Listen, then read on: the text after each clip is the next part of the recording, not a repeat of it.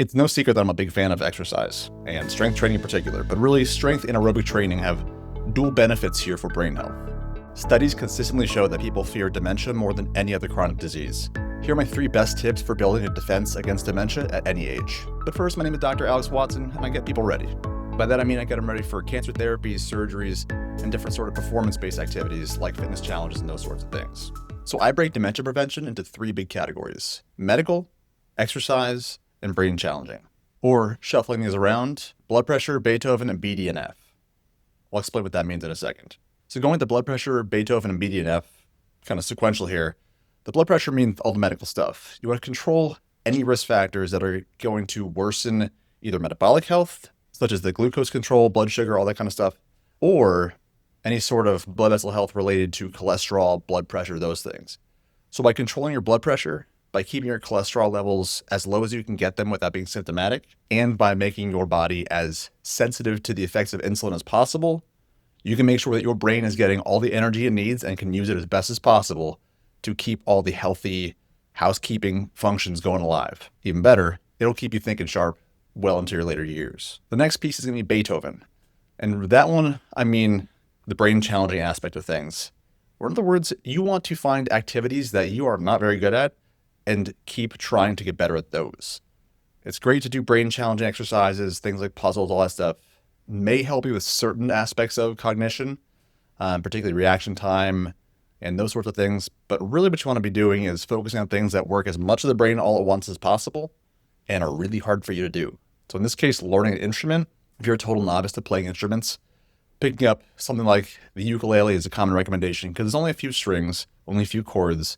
And by learning how to both coordinate your hands, learn how to work with tempo and rhythm and pitch and all that stuff, that's a lot of the brain trying to figure out how to work together at once. And that is a great way to maintain healthy brain activity and all that kind of stuff. Alternatively, if you're someone like me who is terrible at dancing, picking up a habit of dance actually can be equally beneficial. The main reason for that one is going to be that it's a physical activity.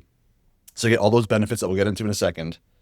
But on top of that, you get to also keep pace, tempo, rhythm, all those sorts of things while making sure that you don't look clumsy doing it. So those sorts of things, again, is going to integrate a lot of the brain activity all at once. And from there, you get all the benefits of challenging the brain and really teaching it how to take up energy, use it, and produce a coherent activity and function, all that stuff.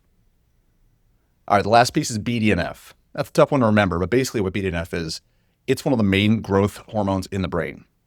But actually, you do want growth hormone activity to go up as well.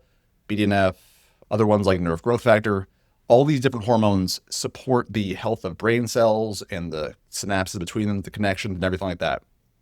So what can you do to work on those sorts of aspects of brain health? Kind of the same stuff we've talked about already, but in a different way. So it's no secret that I'm a big fan of exercise and strength training in particular, but really strength and aerobic training have dual benefits here for brain health. They're going to complement each other pretty well in increasing all those hormones we just talked about, but obviously they're going to improve the blood vessel health we talked about earlier too. So in this case, exercise is my number one punch for this one. All those different brain challenging activities are also going to raise those hormones too. So that's really important as well. These hormones also produce brain inflammation, which is really important both to preventing any sort of damage from happening, but also cleaning up the muck from the daytime as well. The last hormone I want to focus on here is that growth hormone I kind of touched on briefly. That goes up during the deep sleep phase of sleep in particular. Prioritizing deep sleep is going to be very important both for that aspect, but also deep sleep is when your brain is cleaning out all the stuff from the day before. So by activating that glymphatic system and allowing your brain to clean out all the gunk and buildup and everything, and bring up that growth hormone to support healthy brain cells and prevent brain atrophy, those sorts of things, that's where sleep is going to be a superpower for you in terms of preventing dementia. There's a very clear relationship between chronic short sleep and increased risk of cognitive decline, especially in folks with certain sort of genetic differences that will increase their risk for brain inflammation. ApoE4 is a very commonly talked about gene in this process. While I don't want anyone focusing too much on their inheritance here, because you can't control that stuff, it does change the game in terms of what your focus might be. So if you have already done a blood test and know what your ApoE status is, the cow's left the barn on that one. So instead we can focus on what you can do with that information. Otherwise, I don't really recommend it too much unless someone's got a very strong family history and you're trying to figure out what aspect of your genes may be contributing. Warning, we don't always get an answer.